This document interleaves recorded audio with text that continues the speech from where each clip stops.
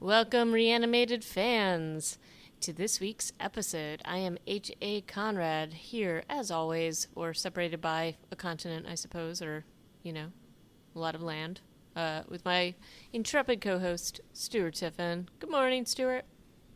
Hello, HA. Kind of hungover today, not gonna lie. What'd you do last night? Birthday party. Nice, nice. A- an Rager? adult one. An A adult one for rager? once. Yeah, a little bit. What killed you? Wine, beer, combination? Yeah, it was the combo. Yeah. Also, age. Yeah, that Doesn't too. help. It doesn't That help. too. We do not recover the way that we used to, sadly. Our regenerative skills, gone. Or at least mine are.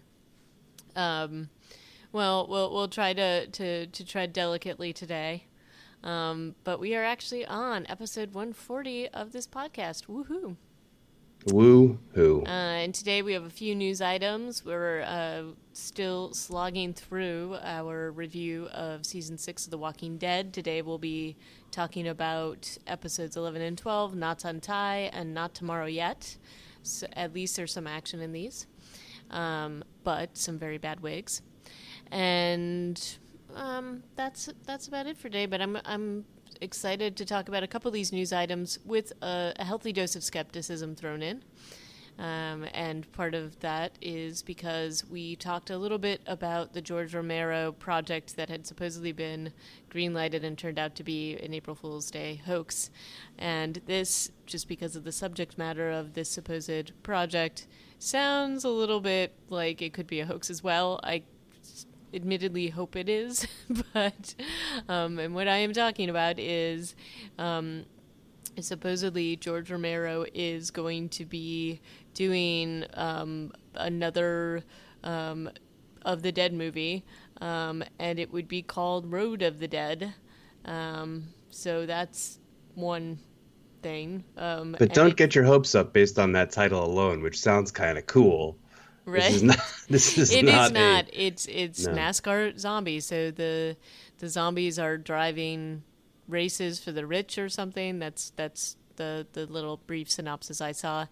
And we did look at a few different sources to see if this was a hoax, but again, I kind of feel like it still could be. If it's not, I don't know. What are your thoughts on it, Stuart? Yeah, if it's not, it's a well seeded, well spread hoax. Right.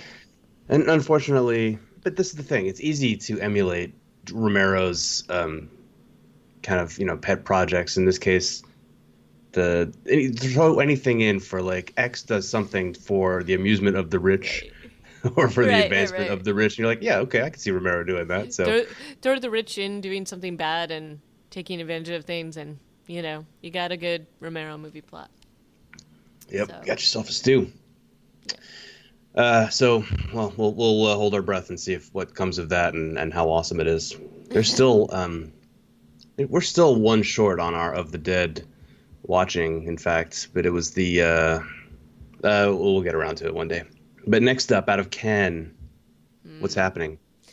So this is yet another project I am viewing with a healthy dose of skepticism, but basically a script/project has been greenlighted, which involves Jesus inadvertently causing a zombie apocalypse because he unsuccessfully raises Lazarus from the dead, and Jesus and some apostles go out and have to take care of it.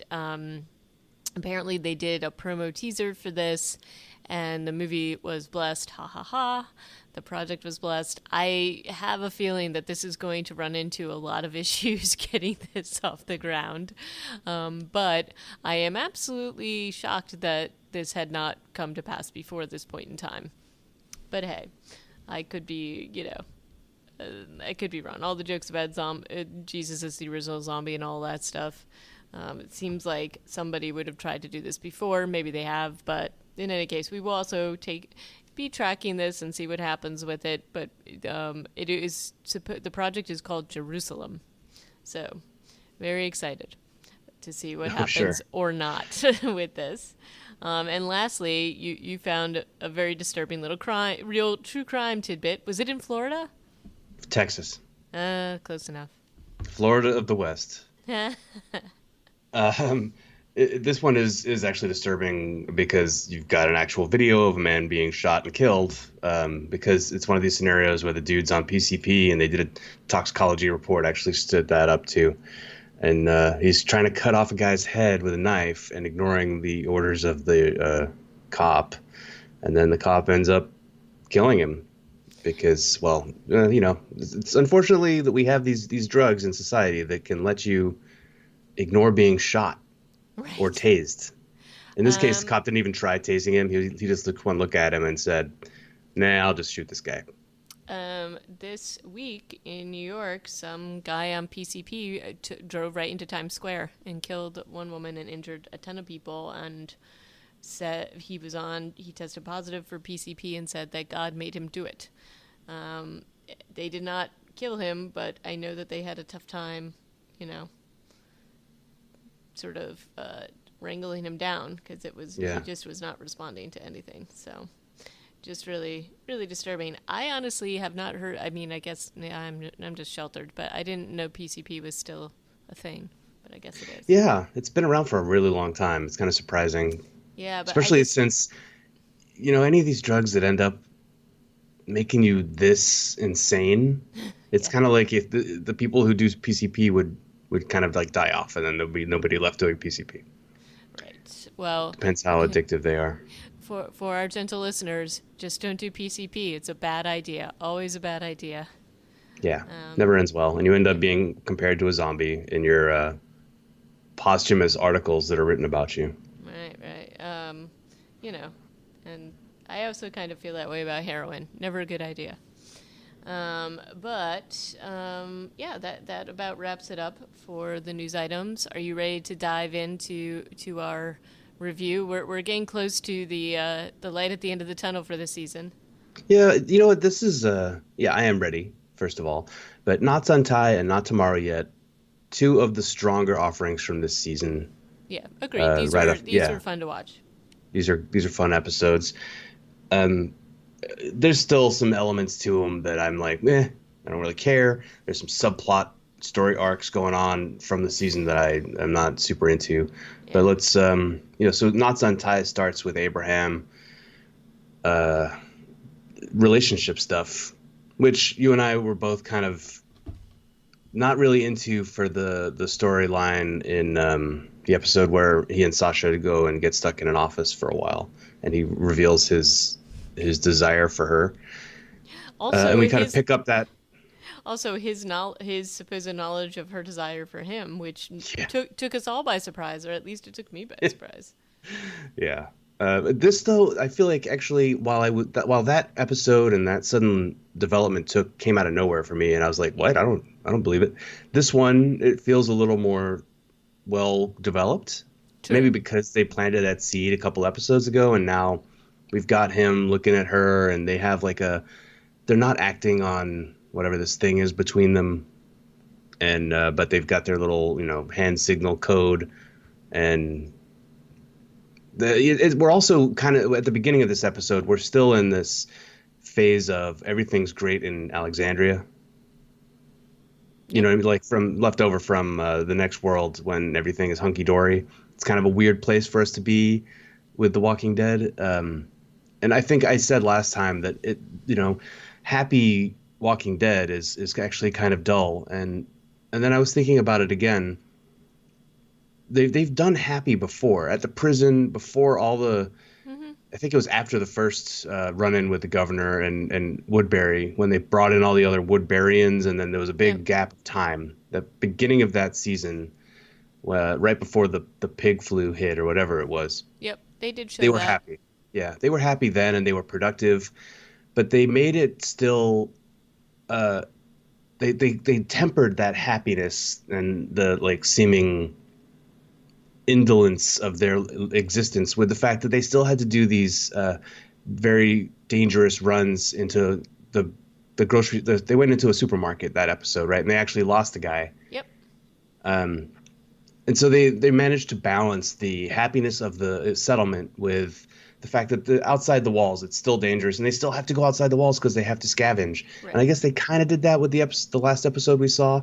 It was about a scavenging run, but then we were just so upset and frustrated with how stupid things turned out.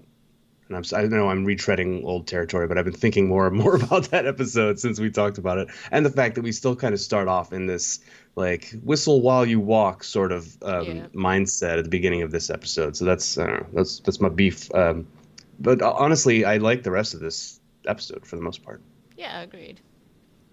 So, So did you have any insight or input into the whole love triangle? Well, it's really just a.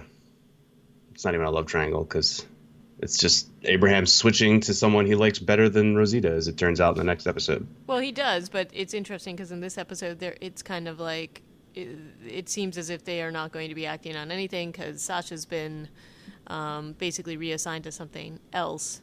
Voluntarily. Yeah, and then Abraham's getting down with Rosita and says things to her like she's like, "Oh, you're like the best woman," or he calls her something like something near perfection or something like that. So he seems to be moving on. So all right, and then She gives him the necklace that comes into play in season yep, 7. yep, and then we've got all the weird drama here with Rick and Michonne being sort of discovered, and poor Carl gets to hear about this almost first thing. It's like they knock boots, and then Jesus reveals it to him. Hey, yeah, your mom and your dad, and Mom and Dad, what? To Yeah. Carl's credit, he just kind of has like a man kind of face on, like any teenage kid would. It's just like, what the hell are you talking about? And there's Yeah, it's some crazy that really Rick is like it just happened. It just happened tonight. Like so that it didn't feel like the first time they were hooking up, did it? no, no. It's kind of So interesting. And I wonder if that's chemistry or if that's I don't know why we were so convinced that they had been together for a while by this point. well, and maybe that's kind of what they were playing into is that they basically were acting in every other way like a couple other than in this way, and so maybe Mm. that's kind of what they were trying to play upon, and uh, like it's got to kind of suck that the first time you like you know are intimate with somebody, some weird dude comes into your room and threatens you. Yeah. Um, so everybody runs down to the hall, and so not only do Rick and Michonne have to deal with what's going on in their sort of new uh, sort of dynamic of the relationship, now everybody knows about it immediately because it's Yeah. like, And a lot of other people run into the house too. It's yeah, not no, everybody yeah. knows about it. Like, and everyone's kind of looking at them, and it's clear. I mean, like, Rick's kind of like shirtless and pulling up his pants. Michonne somehow has managed to just get totally dressed, so she's all right. But it's just super, super awkward. And then, you know, I don't know, like the whole interaction with Jesus still bothers me in this. It's just sort of like there's always something that has not, and watching it again, it still doesn't sit right. You always, at least I felt like he was still like pulling a scam on them. It could be the wig or slash hair extensions he's wearing, which are really, really terrible. I There, mean, yeah, eventually it becomes real hair, I think, by the next season. I think so, but in this, to me, it's painfully obvious that there's a lot of fake hair going on there, and it just looks Yeah. strange. Yeah. And I also am. This group has dealt with, and we talked about this in the last episode. This group has dealt with so many different survivor groups of people that have absolutely screwed them over, and it has never gone well for them to really trust other people, other than Alexandria to some extent. But Alexandria was a little different, and they were also definitely not out there in the world doing some of the things that these other groups had been doing. So and it's not that they're not going into it with skepticism. I just feel like it somehow would have taken, I feel like the way that they would have done their reconnaissance here would have been a little bit more cautious Well, and well thought out. And it just seemed like they just kind of run into things. What were your thoughts yeah. on that? Because it just seems, I just don't buy it. And also everything they know about this, character at this point has been that he lies to them. He's Yeah. very, very good at lying to them. and he has managed to like get one over on them twice, and he cost them the loss of basically supplies that would have kept them in good, like basically been in a good spot for a Mm-hmm. really long time, and they wouldn't have been in this desperate situation.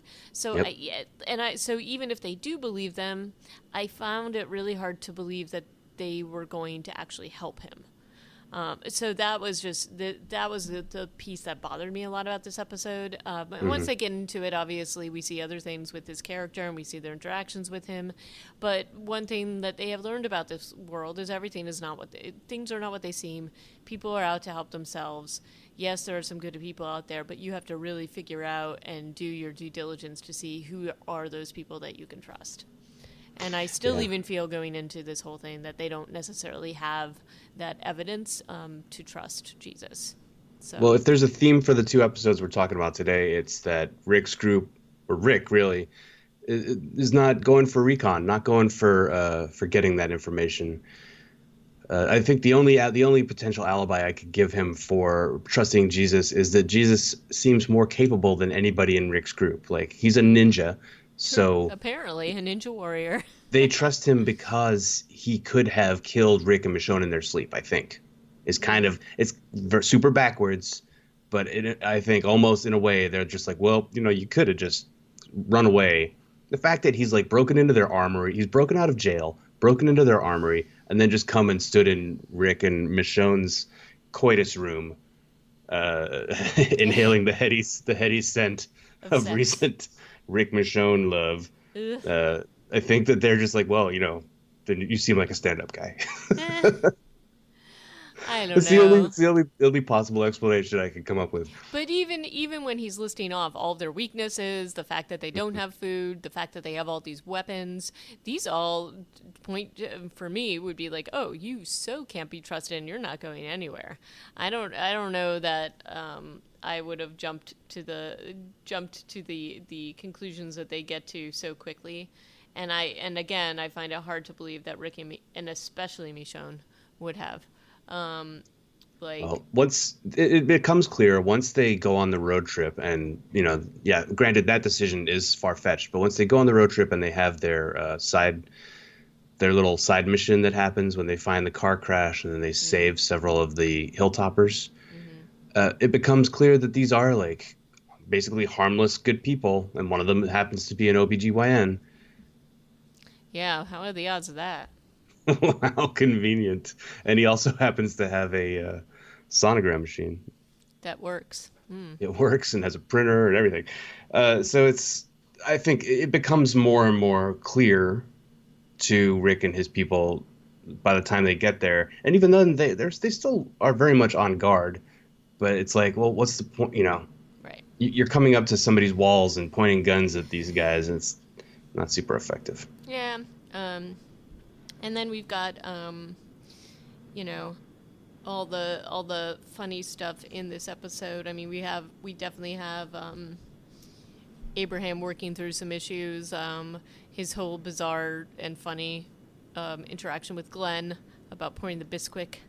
Um, which is like, did you deliberately get her pregnant? And basically saying he would never do that in this world. And then he has the weird interaction with the Hilltopper he almost kills, and Hilltopper basically says he thought his wife and kids were gone, and he heard them almost at the moment of death.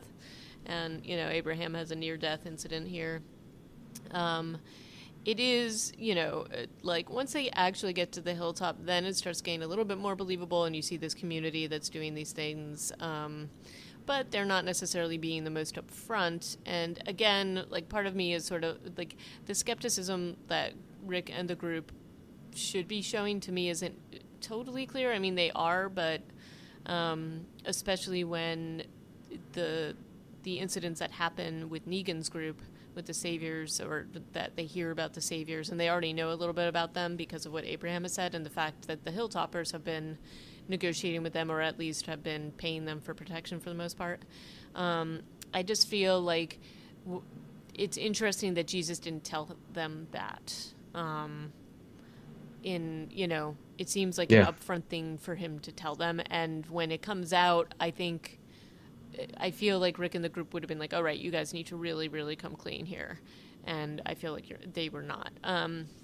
So there was that stuff going on. It was cool to see like a different community, how they came to pass, to explain their origin story, the fact that this was this basically a place that all the kids used to go to, and they figured it could operate because it had been operating for it was basically like a not a national park, but maybe like a historical monument or something like Yeah, they that. called it a living museum, Yeah, basically a working plantation. yeah. So it existed pre electricity, and I guess it had never been upgraded. So Right. And yeah, they it was kind of an interesting thing because they have a lot of FEMA trailers in there that they've incorporated into their little community. They've built up obviously the big wall and stockade around it, and they have a good feel, like a line of vision from the top of the hill. But they don't have ammunition and they don't have anything else. And basically, it is an interesting thing here because Rick's like, I'm not going to deal with this chucklehead. Maggie, you go deal with him because Rick's all pissed off. So Gregory is the leader of the Hilltoppers, and he's very condescending and kind of gross to Maggie. yeah, and amazingly portrayed by Xander Berkeley. He does a fantastic job. This really makes this character so hateable. Yep, definitely. He's got a good. He does a fantastic job of walking the line. Um, you know, and this I did think that it was interesting that, and I don't know, that the Hilltoppers, when they come back and they're coming back from trading with Negan or trying to trade with Negan, that Gregory wouldn't be more cautious. I know it's his own people, but he seems to have a healthy amount of skepticism about Negan. So I immediately was like, oh, he's gone. The minute he says, I have something to tell you, never trust anybody who says they have something to tell you. You're going to Yeah. get a knife to the gut. That's just what's Well, going to happen. I don't know. I mean, maybe it seems clear to us, but I'm sure the more we've gotten to know Gregory as the show has gone on, like beyond this point in the chronology, dude has not had to deal with much. Like he's been pretty comfortable behind his walls, so he's not going to have the instincts for this. Maybe. I just, and yes, you're right. We do find that out a little bit later on, but at this point, and knowing how Negan's group acts, I was definitely like, dude, not a good leader. But anyway, you got that going on. He gets gutted, sort of a gut stab. Then you've got the intro. The fight here is just it's crazy that Rick's group gets so involved. I mean, it's not like No, but somebody they're just stabbed fighters. Gregory, but yeah, They're yeah. fighters, and I think also part of the reason they hop too is because that the minute they hear Negan's name, I think they're on alert. Oh So yeah, there's that too. And what's interesting, and this is the first place where we see, I mean, Jesus does a good job at like calming down both sides, and it could easily have turned into something else very, very quickly. And hmm so that you kind of see how their community works and how Jesus works within the community, and also that he's definitely, I mean, we see it from the beginning when he brings them into the wall that he's certainly a trusted member of their community, and they listen to what he says. So that's a part of this too. And then this is the first point where we really start to find out who the saviors are, and we already have an inkling, obviously, from what we have seen up until this point, but now we get another group's perspective and how they operate. And so basically they hold leverage over them, and they have to drop off food, and they really have no scruples whatsoever. And so the Rick's group, and Maggie specifically, uses this as a way to negotiate because they want food, and they want and they want medicine. So and of course Daryl's whole, he wants one of them cows. yeah. So Maggie gets this deal, and this is the first, not first, but this is definitely where we see Rick ceding some leadership and understanding that he is not necessarily the best negotiator. And he steps back, and he has Maggie step in and basically says, you have to start learning how to do this for us, which is kind of an interesting thing. It's nice to see. Yeah. Yep. And then we've got, the whole Maggie Glenn scene with the ultrasound. This still seems somewhat implausible to me that they would have this going on, that it's still working, that they would use, but hey, it's there. And then Abraham gets all like warm and fuzzy about the scan of the ultrasound, and has left his Rosita necklace behind. So, it's an action-packed episode, and it is kind of cool to see another community. I like to see it. I like to see how other people have built up, and just that they've built up in a different way. Yeah. You say action-packed. I mean, it doesn't. There are a couple of different fights, but it's mostly the introduction to Hilltop and like the sense that the show really wants you to feel of the world growing. Jesus says your world's about to get a whole lot bigger, etc. It's just cool. Yeah, I mean action-packed in the way that you actually get the story to start moving along, and the story really moves forward. That's really it, right? And with the addition of so many new characters, it's a chance to see a different part of this world, which I think, for me at this point, I very much appreciated. Just because it felt like we were kind of spinning our wheels a little bit in the last few episodes. So, yeah, with all the various cliffhangers and problem after problem after problem not getting really resolved in a good way. But so this episode ends, and we move on to Not Tomorrow Yet. Yep. This one begins with a musical number. It's always interesting when the show turns to music. In this case, it's some kind of like bluegrass folk kind of tune, very upbeat. And we've got Carol. Is this the zombie that she kills in the woods? The woman with the white dress and the eyeball that's kind of like poking out. Is this a recognizable zombie to you? I didn't recognize her. Did you? I just assumed because of how painstakingly just so that she looked that she was one of those. This is a Nicotero episode too, so there you go. I assume that whenever he's involved, there's going to be one of these famous zombies. I did not recognize her off the top of my head, but I'm sure you are probably correct, because usually when they highlight somebody like this, it's usually one that we should probably recognize. Yeah. Well, so Carol is trying to make some food, and there's a scene of like very bare shelves in the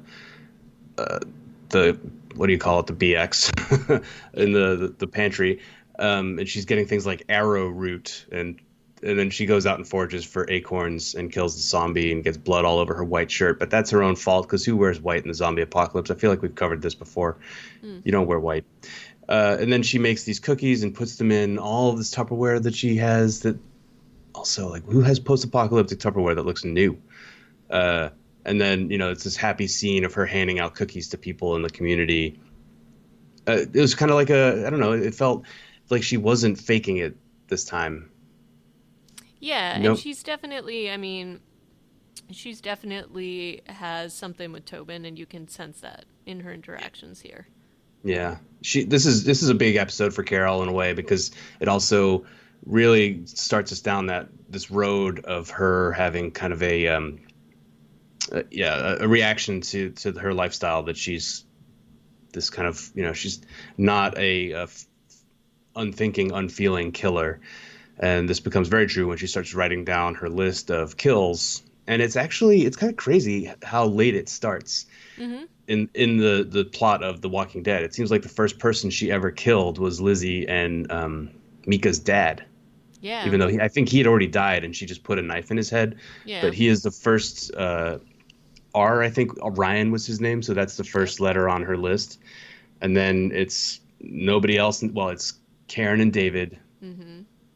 Who she dragged out and burned and set Tyrese off on a murderous rage. And then I think don't have it pulled up in front of me, but oh wait, no, I do have it here. She's got her Arya Stark list, but it's not a vengeance list, it's a kill list. Yeah, it's a kill list. Then it's Look at the Flowers, Lizzie. Then it's a few people at Terminus, and then it's Tasha Yar. and then a bunch of wolves. That's everybody she's killed, but it is 18 people, Yeah. and apparently this is really weighing on her. Well, and she's visiting little Sam's grave. She has some guilt about that. And then she also hasn't revealed what happened with the wolf and Morgan in the basement. And she somehow managed to keep this many people quiet. Like, she basically, Denise, Eugene, who else was there? Rosita, Tara, Morgan, and she's all managed to made them shut up about it. So there, to me, that just tells me she's definitely feeling some guilt about what happened and is taking responsibility for it, sort of secret responsibility, I guess. And Morgan even calls her out about it and is like, why are you covering, basically? Do you feel responsible? And she's like, I'm not responsible, but I don't know. I feel as if that is a little bit, I think he's probably right, that she feels as if she helped cause that whole situation. And she did. So, or at least she was a big player in the events that ended up unfolding. So, in light of this, sort of like in tandem with this, or like at the end of we see all this little stuff with Carol, Rick and the group comes back, and Rick calls a meeting to talk about what is going on with the Hilltop folks and the deal that they have made. And it's interesting because there is an actual forum. He's not saying that this is what they're going to do. He's saying that this is something that everybody needs to weigh in on and come to a consensus. So He says that, but then he's like, well, does anybody, because Morgan's brings up his all life is precious thing, and Rick is like, well, we don't have to do it. Does anybody else feel the same way Morgan does? There's not a lot of people in the church when they have this true. meeting. Oh, and another huge point from the last episode, Jesus basically tallies everybody in Alexandria and says, there's 54 of you, right? And then Maggie says Maggie, no, there's more. there's more. So, my mind is just spinning when I hear this because of my Right. obsession with how many people there are. But Well, 54 and is how way many more people than we've ever seen in it's more people than Alexandria. we've ever seen. And then if there's actually more than that, where are they? Well, we don't know if she's bullshitting, but yeah. Yeah, where are they, though? Yeah. Very interesting point. So there's nowhere near 20 people, and maybe there's 20 people in the church when they have this meeting. And Rick's like, well, I'm going to go and talk to everybody else. But he seems very assured that they're going to go ahead with the murder plan just because nobody else in the church speaks up for Morgan. Mm. It's kind of interesting that nobody else would feel the same way as Morgan, frankly, especially in Alexandria, where, well, I mean, they're just terrified of everything. They're like goats. Well, they're like goats, but I think that's even more of a reason why they wouldn't speak up to support Morgan is because they have also seen what Rick and his group did when they decimated the Walker herd. And I don't, I think that they are very comfortable letting Rick take the lead here, and they trust him at this point, or at least they trust him enough. And doing nothing, especially when Rick invokes the whole idea that if they don't do anything, the wolves are going to come. Yeah, Or it's going to be similar to when the wolves came, and none of them want that to happen again. So I think that they're terrified, and yeah. they know that Rick and his group are the fighters, and so they're going to let that decision be right in their hands. I mean, I don't see anybody that I can think of that would raise an objection Well, given what's happened. one person I can think of who doesn't appear in this meeting is Spencer. It definitely comes up in a much later episode that he has all this like buyer's remorse, basically. Right. No, it's true. Once things unfold the way that they But he's unfold, not here. So he's not. I don't know where is he? Like I why don't isn't he in know. this meeting? He's basically he should be considered Deanna's heir apparent. He's the only Right. person left of her whole family, Yeah. but he's not here, and the fact that he doesn't raise a point or an objection at this point only further undermines his later BS Yeah. in my mind. So yeah, meeting goes ahead. They're like, "Oh, that's it. We're gonna kill everybody. This is how we eat," which we hear quite a few times. Mm-hmm. It's kind of an insane plan, and it's definitely a turn for this group. I Right, mean, because it's a deliberate. Now, usually they're just defending themselves. yeah. They had other than, and Terminus again was Carol was like, well, they have my people, and I'm gonna take care of this. They don't really, and I guess they don't. They had not ever really gone after anybody unless they were really provoked. Hmm. So the governor and Woodbury and all that stuff. You could This argue is that they've been provoked enough with the motorcycle gang. You could, but they haven't. They didn't really talk about doing anything about that No. up until this point. So this is, and now they've almost become, not almost. They have become sort of the mercenaries or the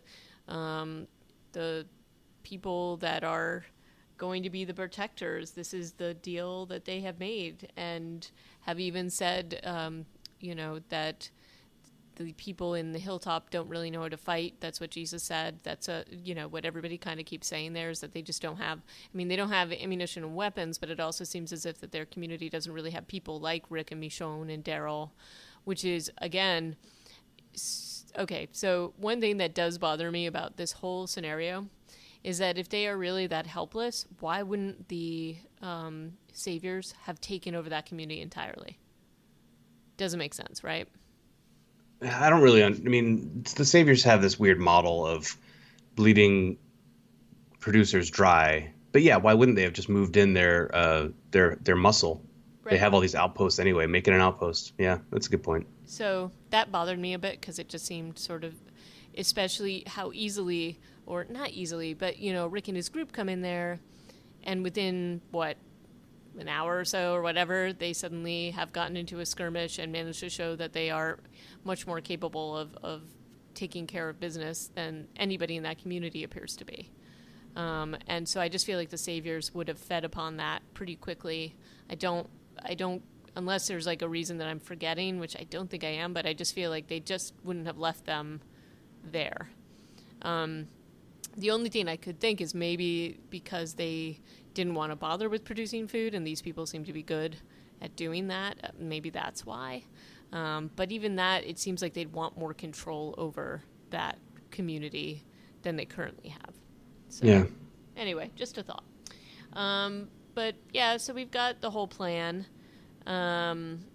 We've got There's kind of a long period in the middle of this episode where they go looking for a zombie that looks enough like Gregory. yeah. It kind of just feels like a filler. Well, this is actually one of the Nicotero things that I do know about from this episode because I feel like there's this whole thing, but I think that the severed head is supposed to be based upon Johnny Depp or something like that. Yeah, And I so remember that. yeah, so there's something about that going on. So maybe that was why they were so deliberate about the whole. They wanted to be ah ha ha ha, Yeah, whatever. okay. The episode, sorry, one of the severed heads featured in the episode was based on Johnny Depp. And Nicotero said, I think we had sculpted an emaciated version of a dummy head for something, and we used Johnny Depp's head as a basis just for the clay sculpt. Yep. So there's that. And they're all showing their strategizing skills. Um, and we've got the first. We have them all going out, and there's also sort of the weird interaction between different couples. Like Abraham finally just moves out of the place he shares with Rosita, which is pretty Yeah. cold and rough and It's, terrible. and if we thought Rosita was an angry lady beforehand, Oh this man. is, she's livid. Oh, and by the way, congratulations to Christian Serratos on the birth of her baby last week, the Oh, actor who plays Rosita. oh yeah, and that's because in this episode also the actress who plays Tara was expecting, and the first Yes, time quite visibly. very visibly they don't do a ton to like hide it, which is really No. funny.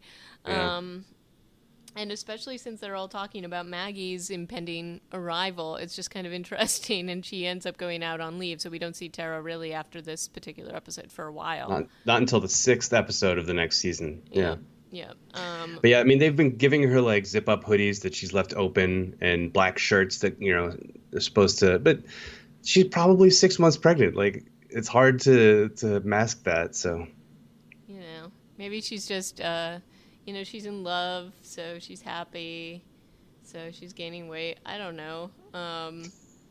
Oh, that's the story excuse. Yeah. Yeah, yeah. So we've got, we've got, As the community starves to death, yeah, exactly. Tara is somehow gaining weight. Yeah. Okay. Yeah. But then she has like this weird. What did you think about the scene between her and Denise? Because it was very strange. What do you mean, like their relationship? Just the whole, and she says, I love you to her because she says she's thinking about something else. Yeah. And that whole thing I felt was a little forced. Yeah. Um, I don't really. Yeah, it's not an easy relationship to believe in, but I right. really enjoy the Denise actress's performance. She just seems like a super authentic. She comes across very, very sincere and authentic, and I just enjoy things that she does on screen. Oh, I do. And I do like the things I especially like her interactions with Daryl, which I think are hilarious. Yeah. Because she's so awkward and trying to be nice to him, and he's just very Daryl about everything. Hmm. Um, so, but you can tell because he's Daryl, so he's just all like touched. But this is how he shows that it's very similar actually to how he used to act like with Carol. So just that's kind of a funny interaction. And then we get into the whole siege against the saviors, and and we get to see what our group is made up of when they plan something and they plan an attack. And everything seems to be going pretty well for the most part. It goes, yeah, pretty much 100% according to plan. The saviors are real dicks, so you don't feel bad for them. Even though our heroes are doing some horrible things like stabbing people in the head while they sleep, then we look up and we see the Polaroids of the people who've had their heads bashed in. Mm-hmm. These are. It's just even Rick when he stabs the first person has like a real issue. You can see it in his, Andrew Lincoln does like a really good job of making Rick look like even he finds it distasteful, which is good. We really need them We need to them do to feel this. this particular thing that they're doing is not. Yeah, Um, Not that like it's not good, but that it's hard for them to do. yeah, If they but they liked only if they go ahead. like doing it, then that would be a different thing entirely. We'd have a much bigger problem with it. So they managed to kill five of these saviors silently before things kind of go off. Um, Between the two get guards in the front and then three people who are asleep, and then things rapidly get much worse, and then also the music picks up in the episode and the tempo starts to pick up too, up to like leading up to this point where well basically that they win.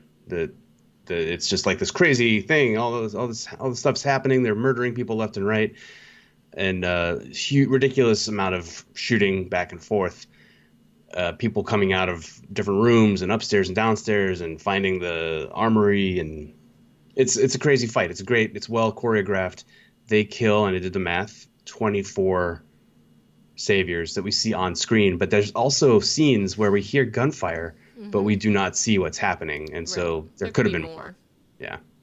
And then we also have, and this we saw a little bit of this interaction or this theme from Carol, and there's also the interaction with Tobin, where Tobin and Carol have a conversation about why Carol's able to do the things that she does, and Tobin basically says it's because you're a mother, and points out these different things, and then we see Carol very unhappy about Maggie going to do this thing. She feels like she tries to get Rick to leave her behind. Rick's like, Hmm. no. And then she talks to Maggie directly when they're actually outside the whole satellite station. And I have mixed feelings about this. I understand what Carol's saying and I understand the place that she's coming from. But I also agree with Maggie because Maggie is a good fighter and she is one of the main people and she's not going to be left out of this. And, without Glenn, and we've already seen her almost lose Glenn before, I think Maggie just feels like she can't be just left behind and not know what happens to him. And she's not at the point where at this point she's expecting, but she's not. I don't feel like she is sluggish or physically unable to fight right now. So it's interesting to see Carol playing this very protective role toward her, but that's what gets them into trouble because they get distracted. Yeah, the timing of this kind of conversation couldn't be worse. And at the end of this episode, then we get to hear the amazing Alicia Witt on the radio, uh, basically kind of letting them know that, hey, guess what? You did not get all the saviors. Even Nope. now, you did not get all the saviors. And this thing is only going to keep going. I mean, maybe there's just a couple of them who were not here when the attack happened. Yeah. Maybe it's something else. We'll find out. But Yep. have you seen Justified? No. So Justified is, an Oliphant, long running. I think it was 6 seasons, about him being a federal marshal with a itchy trigger finger in Kentucky. And Alicia Witt was in that show for I think one season, maybe two, and she's fantastic. She's really good. And so I'm just hearing her voice on the radio made me look forward to the next episode, which I also recall fondly as a kind of like a girl power episode. Yeah, I mean, I like Alicia Witt in general. You know her from where else? So I mean, she's been in, like, let's see. I know I think that they cast her in, Oh shit, she was Aaliyah Atreides. yeah, She was she. the little girl, right? She was the little girl. That's In crazy. the original Dune. That's where Yeah. I first saw her. And I remember I got that tidbit when I saw that she was going to be in The Walking Dead, and I was really excited. And then I was like, oh, what else has she been in? And then when I had looked at her, IMDb, she's been in actually like a ton of stuff. Hmm. But you might not necessarily, I mean, not like necessarily like huge parts. But she was in Vanilla Sky. And then I know she's been like on Law and Order, I think a couple of times. And then she's also, I have not yet watched it yet, but I think she's also going to be appearing in the new Twin Peaks. She's billed for that. I don't, Because she was in the original Twin Peaks, so I think that she's going to be in it again. So playing that's kind of cool. the same role. Yeah, she's Donna's little sister, and I honestly, even watching Twin Peaks at that time, didn't realize that she was. Although it makes sense because David Lynch tends to like to repeat with actors True. and things like that. Obviously, Kyle MacLachlan is in Twin Peaks, and he just tends to have his favorites. But I just didn't recognize her because she does a really good job at playing like the awkward teenager. But she, I think, is going to be in the new one too. I think she's reappearing, so that's kind of cool. So anyway, we love her. That's our gush about her right now. Yeah, she hasn't even appeared yet. We just get to hear her voice. And But I did love her. I did love her. I loved her acting, and I loved her in this as this character. So yeah, it's so we've got. This is cool. Like we've been dogging on this season so much that it's nice to get to some episodes that first we enjoy, and second that we're also, hey, now we're looking forward to some too, just based on our recall of how they went down. So it's almost, I don't know, are three episodes that we're psyched about enough to turn it all around for you for season 6? yeah, I don't know. We'll see. We shall see, but we will keep counting the body count until the end of the season, and I guess into next season. Yeah, that's all I have to say about it. It was a nice breath of fresh air after the last couple episodes, and I did truly enjoy watching these, and it did, it did remind me that there were some bright spots in this season despite my overall dislike for it. Yeah, and yeah, honestly, it was just like they when they storyboarded the plot out for this season, they just kind of they tripped up on the first half with Yeah. with the big premiere, and then all of these cascading issues that happened based on off of that episode, and just the pacing, all of those things that happened were interesting. It was just the pacing was screwed up, and they never should have done the thing with Glenn under the dumpster. That No, never should have happened. that's silly. That's just Uh, ridiculous. they're easy enough things to fix, certainly in hindsight, but the the show certainly still knows how to tell a story about these people and to make us think about them in different ways all the time. And this episode that we just talked about, Not Tomorrow Yet, is a huge game changer for this group. And so it definitely sets you in a different mindset about them. And when we meet Negan and the Saviors later on, it's not such a hard leap to be like, how similar or dissimilar are these two groups of people?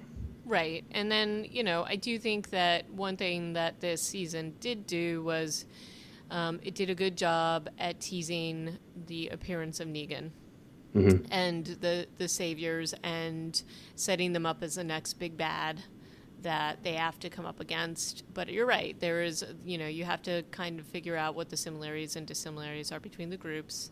And, and I'm excited now, especially with Alicia when making her voice appearance. I'm excited to talk about the next couple episodes with you. Cool. So, for those of you who liked or agreed or disliked, disagreed with us about our assessment of these episodes, please send us a tweet at Reanimated PCast on the Twitters, or send us an email, reanimatedpodcast@gmail.com, or you can leave us a note on our website, reanimatedpodcast.com. Thanks for listening, and we will pick up next time with the next couple episodes. Anything else, Mr. Tiffin? No, that's it. So, yeah, thanks for riding along with us, and we'll talk to you next time. Ciao. Bye.